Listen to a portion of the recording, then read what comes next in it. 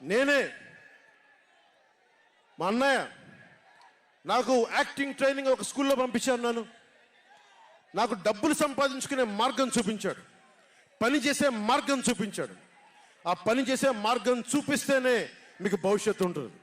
నాలాంటి వాడు ఆ పని చేసే మార్గం ఉండబట్టే కౌలు రైతులకి ఇన్ని కోట్ల రూపాయలు స్వచ్ఛందంగా ఇవ్వగలిగాం.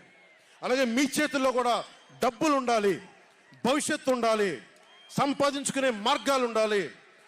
నేను ఎందుకు చంద్రబాబు నాయుడు గారితో పొత్తు పెట్టుకున్నా తెలుగుదేశంతో అంటే, ఆయన ఒక నవ నగరాన్ని నిర్మించిన వ్యక్తి, ఉపాధి కల్పించిన వ్యక్తి, పారిశ్రామికవేత్తల్ని తరలించిన వ్యక్తి, స్వచ్ఛందంగా వచ్చిన వ్యక్తి. ఆయన అనుభవం చాలా కావాలి రాష్ట్రానికి, అందుకనే పొత్తు పెట్టుకున్నాం. ఇంతమంది యువతున్నారు, కులాల గణాంకాలు తీస్తారు. ఏ కులంలో ఎంతమంది ఉన్నారు, ఎవరికి ఓటేస్తారని గణాంకాలు తీస్తారు. కానీ ఇక్కడున్న యువతలో ఎంతమందికి ఏ ప్రతిభ దాక్కుని ఉంది, ఎంత సమర్థత దాక్కుని ఉంది, వారి ఆస్పిరేషన్లు ఏంటి, వారి ఆశలేంటి, వారి ఆశయాలేంటి, ఏ ఒక్కరన్నా అడిగారా ఈ రోజు దాకా? జగన్ అనేవాడు వచ్చి అడిగాడా ఈ రోజున? మీరు ఓట్లు వేయండి, 5,000 పడేస్తాం, మీరు ఓట్లు వేయండి, మీకు 500 రూపాయలు రోజు పెన్షన్, మీకు డబ్బులు పడేస్తాం అనేవాడే తప్ప మీకు ఏం కోరికలు? భవిష్యత్తుకు 25 సంవత్సరాల తర్వాత మీకు ఎలాంటి ఉద్యోగాలు ఇస్తే బాగుంటుంది, ఎలాంటి స్కిల్స్ ఇస్తే బాగుంటుంది, ఏ ఒక్కనాడైనా ఆలోచించాడా? యువ ముఖ్యమంత్రి అంటే దేనికి? బంధులు పెట్టడానికి అది యువ ముఖ్యమంత్రి?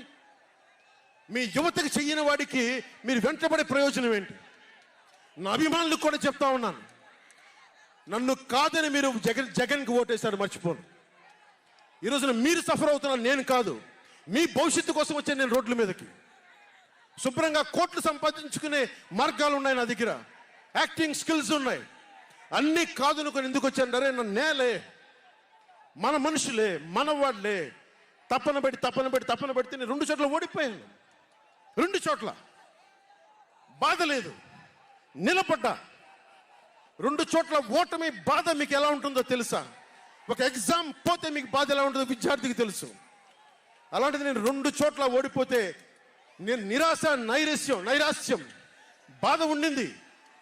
ఒకటే గుర్తుపెట్టుకున్నా, ట్రైన్లో డర్బన్లో దక్షిణాఫ్రికాలో గాంధీని ట్రైన్లోంచి గెంటి వేయబడ్డ గాంధీ గారు గుర్తొచ్చారు.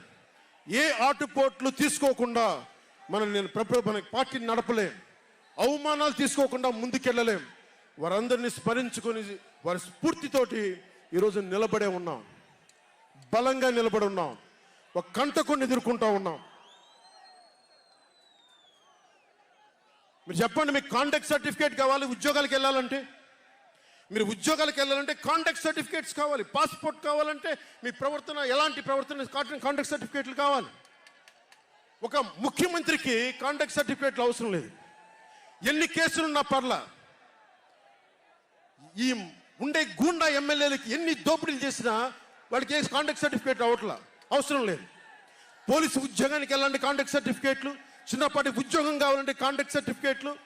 కానీ మనల్ని పాలించే ఈ వైఎస్ జగన్కి, వీళ్ళ అనుంగులైన ఈ దాష్టీకుల సమూహానికి కాంటాక్ట్ సర్టిఫికేట్ అవసరం లేదు.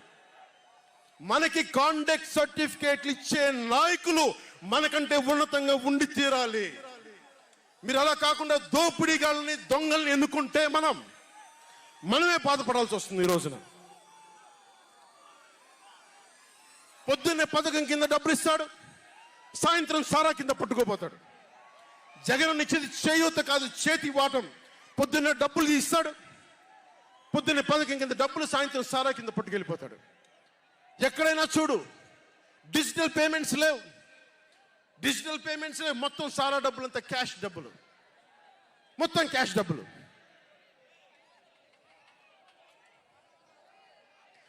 ఇలాంటిది నేను ఇన్ని రోజుల నుంచి, ఇన్ని సంవత్సరాల నుంచి నిలబడే ఉన్నాం. బాధగా ఉంది, అరే మా నేల ఏమైపోతుందని బాధ ఉంది. కింద మీద పడుతున్నాం. ఏ రోజు కూడా ఎవరిని చేయి సాచి డబ్బులు అడగలా, నిలబడి ఉన్నాం. కష్టపడి సంపాదించిన డబ్బులు తీసి పార్టీని నడిపాం. ఎవరున్నారు నా వెనక? మహామహులు ఉన్నారా?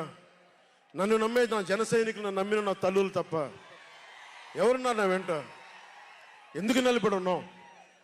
అరే నా దేశం బాగుండాలనే కదా, మన సమాజం బాగుండాలనే కదా, యువత భవిష్యత్తు బాగుండాలనే కదా నా తపన.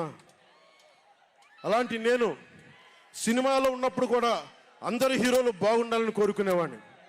ఒక సినిమా హిట్ అయితే నాది అయితే ఒక వారమే నేను ఉంటాను. బాలయ్య గారి సినిమా సూపర్ డూపర్ హిట్ అవ్వాలని కోరుకునేవాడిని. జూనియర్ ఎన్టీఆర్ గారి సినిమా హిట్ అవ్వాలని కోరుకునేవాడిని.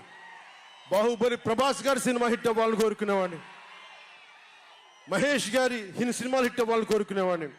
మెగాస్టార్ చిరంజీవి గారు అద్భుతంగా విజయాలు సాధించాలని కోరుకునేవాడిని. రామ్ చరణ్ విజయాలు సాధించాలని కోరుకునేవాడిని. ఇలాంటి అల్లు అర్జున్ లాంటి పుష్ప హీరో అద్భుతంగా ఉండాలని, మేము గొప్ప అవార్డు సాధించాలని కోరుకునేవాడిని. ఇలా ఎందరో, ఒకళ్ళు కాదు, ఎందరో ఎందరో, వారందరికీ పేరు పేరున చెప్పలేను, కానీ అందరూ బాగుండాలని కోరుకునేవాడిని. అలాంటి నేను కోరుకుంటుంది కూడా మీరందరూ బాగుండాలి. మనలో మనం కొట్లాడకుండా, కులాల మధ్య కొట్లాడకుండా, వర్గాల మధ్య పోరు లేకుండా, ప్రాంతీయ విభేదాలు లేకుండా ఆంధ్రప్రదేశ్ సుభిక్షంగా ఉండాలని తపన పడేవాడిని నేను. అలాంటి నేను కొన్ని నిర్ణయాలు తీసుకుంటాం. ఆ నిర్ణయాలు ఎలాంటివి? నాకు సంబంధించినవి కాదు, అవి ప్రజలకు సంబంధించినవి. పొత్తులో భాగంగా నేను 24 స్థానాలు తీసుకున్నాను. 24 అసెంబ్లీ స్థానాలు తీసుకుంటే ఇంతేనా అంటున్నారు. 24ఏనా, ఇంతేనా? మనోళ్ళు కాదు, అవతలి వాళ్ళకి తెలియట్లా. బలి చక్రవర్తి కూడా వామనుణ్ణి చూసి ఇంతేనా అన్నాడు. బలి చక్రవర్తి కూడా వామనుణ్ణి చూసి ఇంతేనా అన్నాడు. నెత్తి మీద కాలు పెట్టి బలి చక్రవర్తిని అధాపాతాళానికి తొక్కుతున్నప్పుడు తెలిసింది ఎంతో అని. ఇంతింతై వటుడింతై నభో వీధిపై నంతై తోయిద మండలాగ్రమునకంతై వామనవతారాన్ని చూపిస్తుంది జనసేన. జగన్ గుర్తుపెట్టుకో, అధాపాతాళానికి తొక్కకపోతే నా పేరు పవన్ కళ్యాణే కాదు, మా పార్టీ జనసేనే కాదు, మర్చిపోకో.